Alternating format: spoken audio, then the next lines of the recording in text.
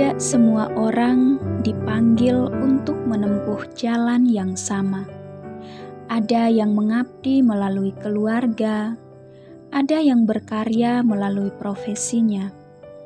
Namun, ada pula yang memilih mempersembahkan seluruh hidupnya kepada Tuhan dan sesama. Pilihan itu bukanlah tentang meninggalkan dunia, melainkan tentang menghadirkan kasih Tuhan di tengah dunia. Di sebuah kampung sederhana bernama Lakafehan, Kabupaten Belu, pada tanggal 19 Mei 1971, lahirlah seorang anak yang kelak menjalani panggilan itu. Dialah Frater M. Yohanes Mau, PHK. Frater Yohanes merupakan anak ketujuh dari 7 bersaudara, putra dari Bapak Sakarias Tahit dan Ibu Elizabeth Bui. Sejak kecil, ia dikenal sebagai pribadi yang cerdas, rajin, pendiam, dan tidak banyak tingkah. Pendidikan dasar ditempuh di SDK Lakafehan sebelum melanjutkan pendidikan ke Dili, Timor Leste. Kalau kami mengenal Frater Anis itu sejak kecil, dari tahun 70-an.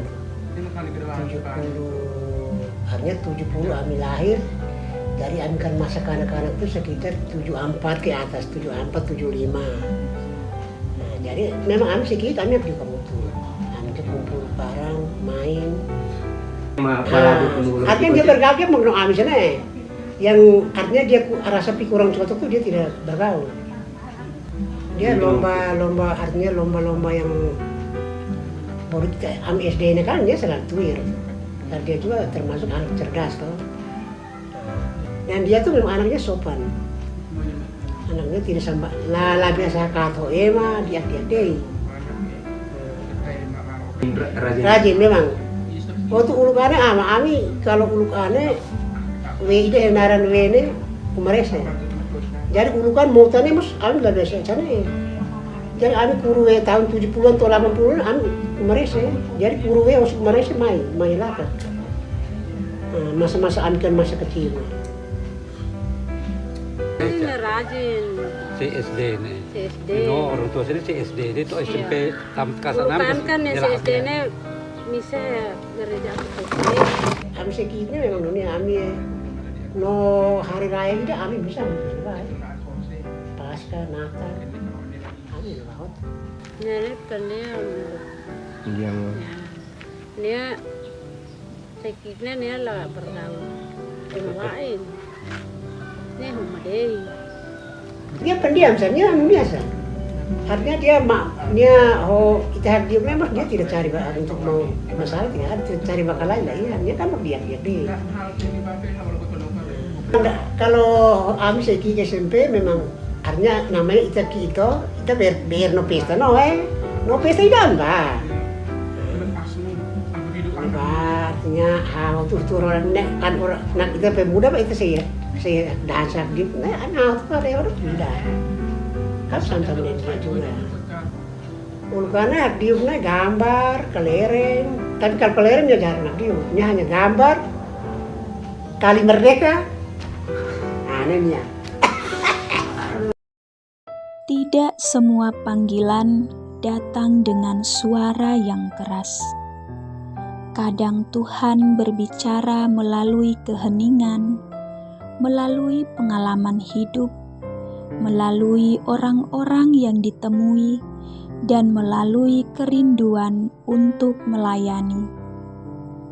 Pada tanggal 12 Juli tahun 2000, Frater Yohanes memulai langkah baru dengan memasuki masa postulat Kongregasi Frater-Frater Bunda Hati Kudus. Sebuah keputusan yang lahir dari doa, keyakinan, dan keberanian untuk menyerahkan masa depan ke dalam penyelenggaraan Tuhan. Perjalanan itu berlanjut melalui masa novisiat, pembinaan, hingga akhirnya pada tanggal 28 Mei tahun 2011, beliau mengikrarkan kaul kekal, sebuah janji untuk setia mengabdi kepada Tuhan sepanjang hidup. Namun setiap perjalanan panggilan selalu memiliki salib. Panggilan saya dimulai sebenarnya saat saya SD. Saya sedang menemani tante saya sama orang muda Katolik yang selalu berdoa rosario bersama. Sejak saat itu saya merasa tertarik. Tapi begitu sudah SMP, SMA, saya juga merasa tertarik, tapi tidak tahu bagaimana karena saya melihat imam itu rasanya membosankan. Jadi saya tidak ingin menjadi seperti imam. Panggilan itu muncul kembali ketika saya mengungsi ke Timur ke Atambua sini, tepatnya di Atapupu, ketika kembali bersama para Romo, waktu itu Romo Yosef Mea, baru saya merasa ada panggilan lagi. Tapi saya pun tidak tahu hendak kemana karena saya sendiri tidak tertarik dengan imam. Saya lupa tanggalnya, tapi waktu itu tahun 2000-an bulan Mei begitu, jadi ada minggu panggilan. Saya menemani pastor paroki itu mengantar uang ke keuskupan. Tapi waktu itu Romo mengajak untuk turun. Tapi karena kalau saya turun sering diganggu-ganggu, ditanya kapan menikah, kalau tidak mau hidup membiara.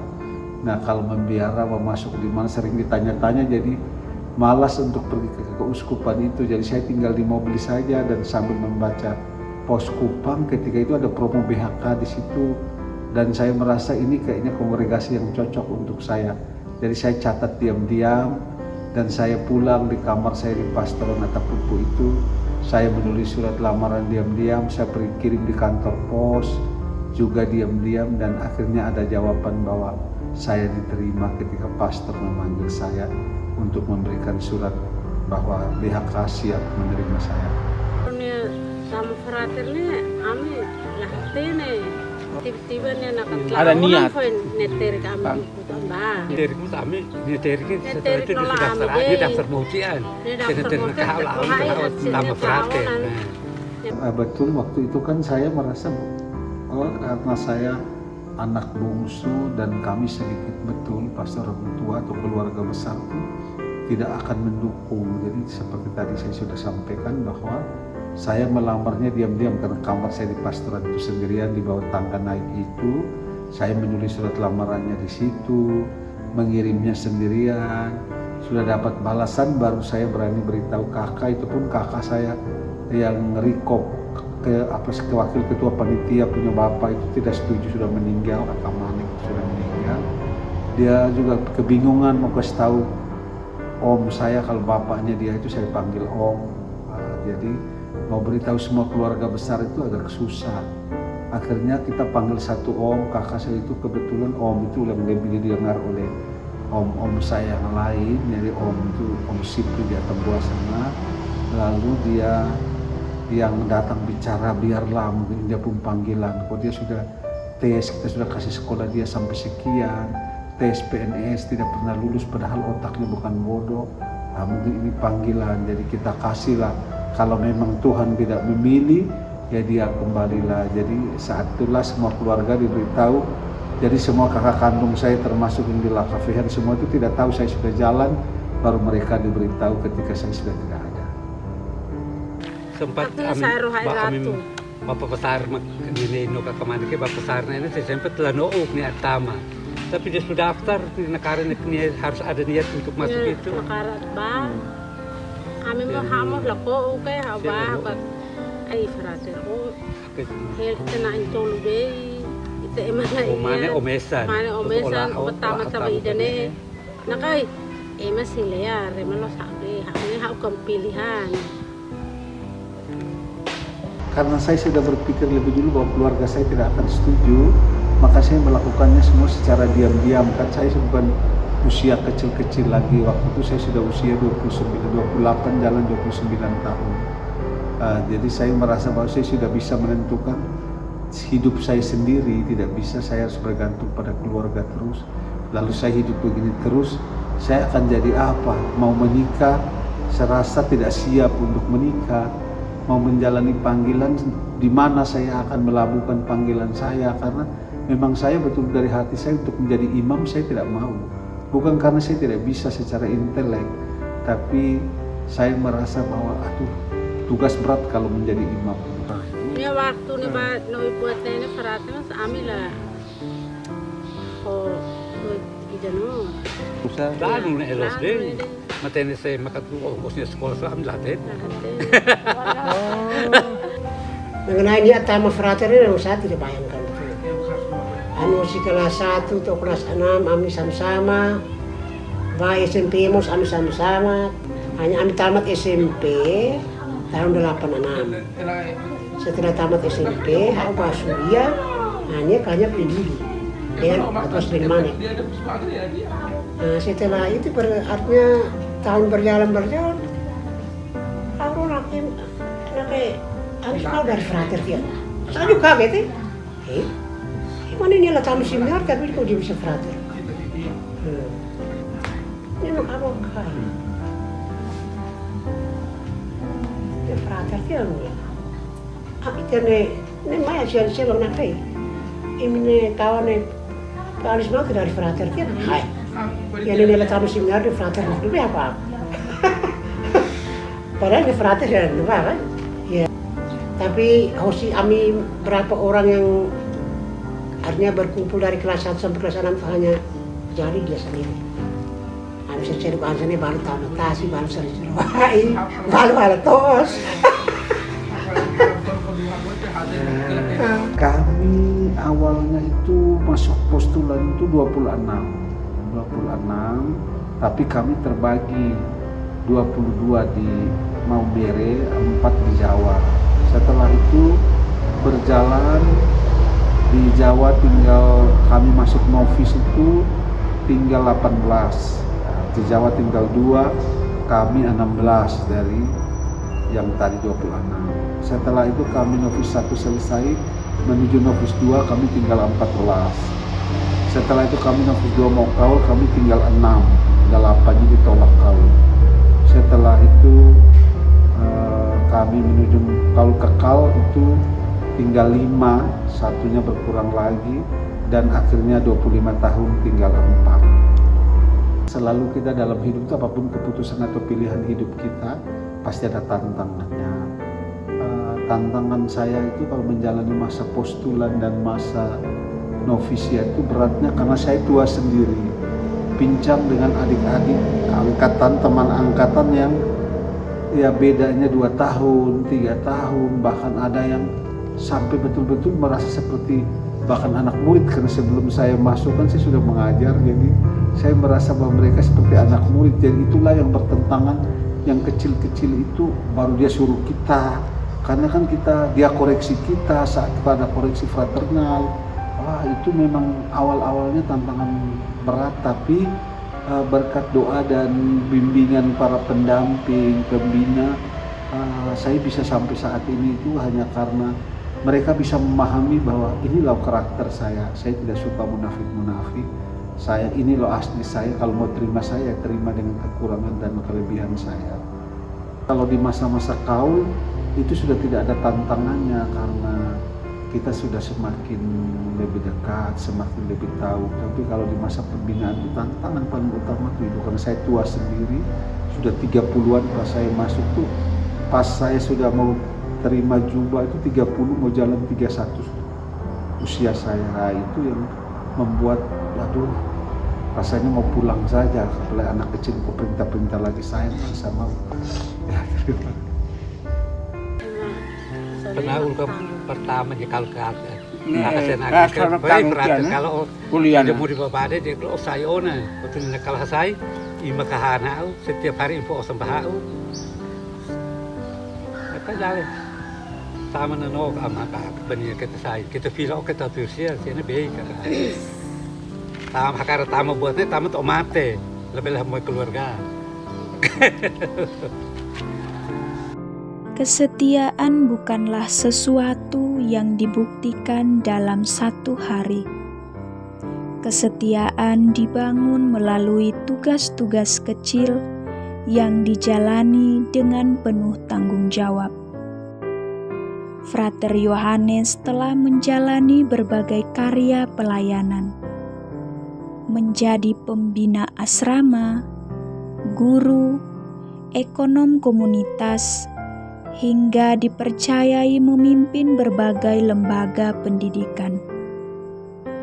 Di setiap tempat karya, beliau tidak hanya mengajar ilmu pengetahuan, tetapi juga berusaha menanamkan nilai kehidupan, membentuk karakter, dan mendampingi generasi muda agar bertumbuh menjadi pribadi yang beriman dan bertanggung jawab.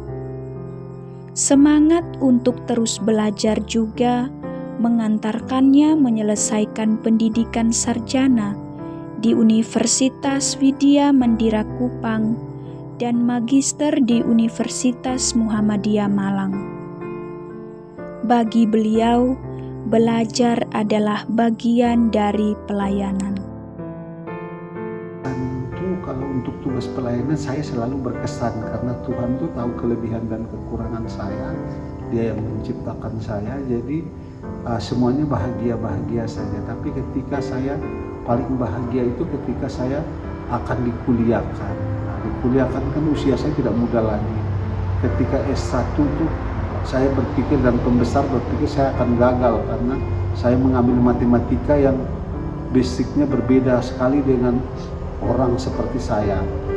Tapi akhirnya saya selesaikan tepat 4 tahun dan juga ketika S2 saya selesaikan matematika dalam 2,5 tahun. Itu bagi saya sesuatu hal yang luar biasa untuk saya orang kampung yang mungkin kalau saya tidak masuk biara mungkin itu hanya menjadi sebuah mimpi yang tidak akan pernah kenyataan. Yang berikutnya yang paling menyenangkan saya itu ya awal-awalnya naik pesawat dari satu tempat ke tempat berikutnya. Saya membayangkan ketika kecil kan ketika pesawat itu terbang kita melihat, kita mendengar bunyi, kita lari keluar, kejar-kejar itu waduh bagaikan mimpi, kapan saya bisa menikmati itu. Tapi ketika saya bisa masuk biara, sudah masuk biara ini saya bisa menikmati yang namanya naik pesawat, naik kapal-kapal besar, berkeliling Indonesia. Itu suatu hal yang sangat membahagiakan buat saya. Kalau seandainya saya tidak masuk biara, pasti mungkin yang saya tahu hanya seputar paroki Stella Marcia Takupu mulai dari Silawan sampai Obokim ke sana.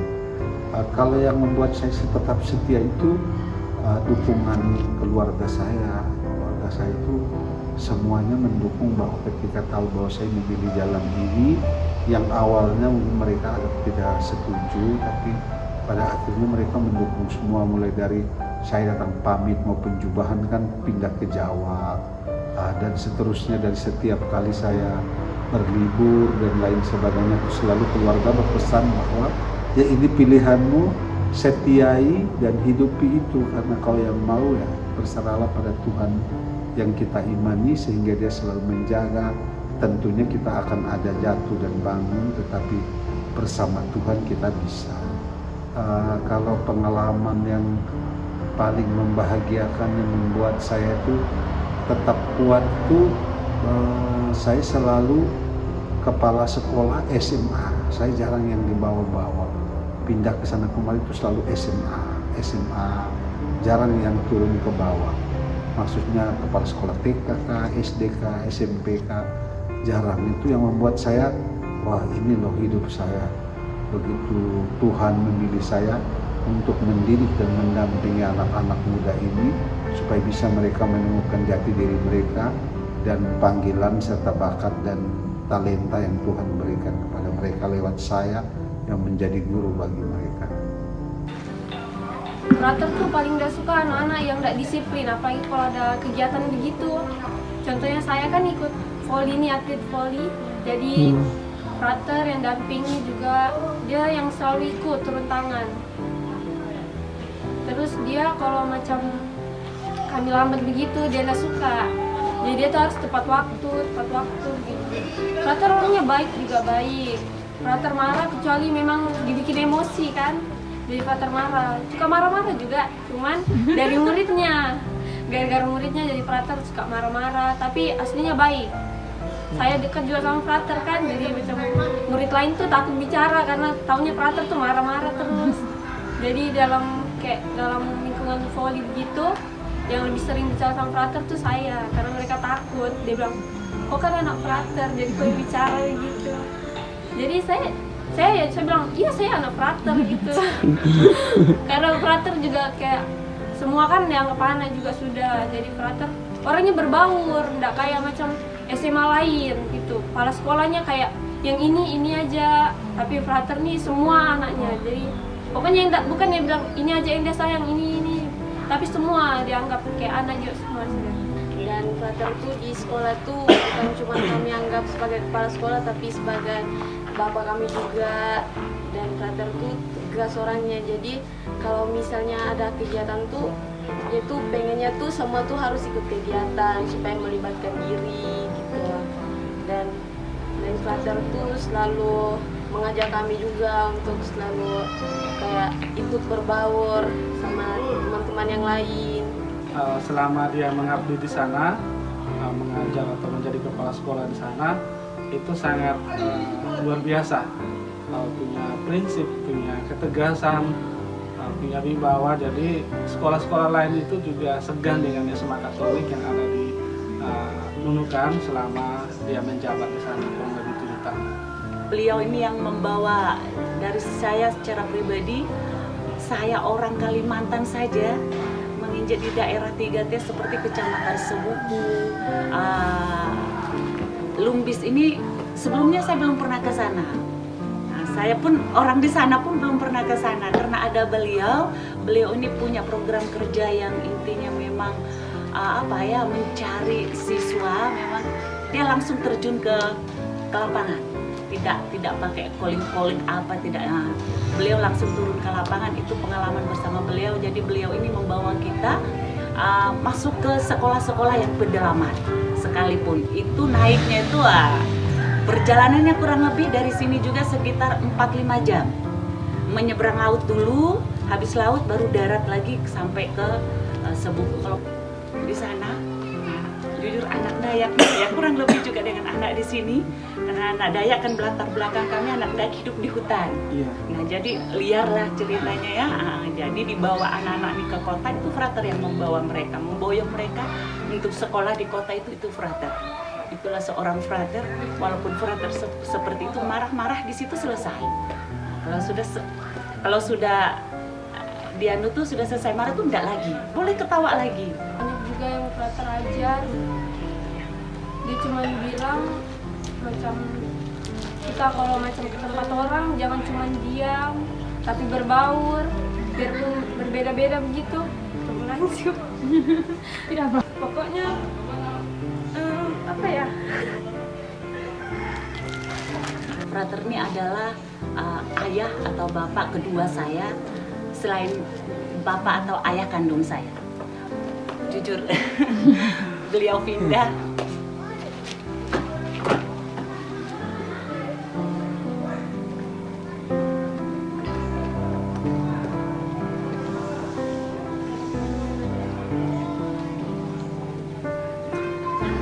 Beliau pindah ini jujur bagi saya berat hati saya sendiri. Saya mau frater itu sampai bersiun di sekolah tempat saya mengabdi.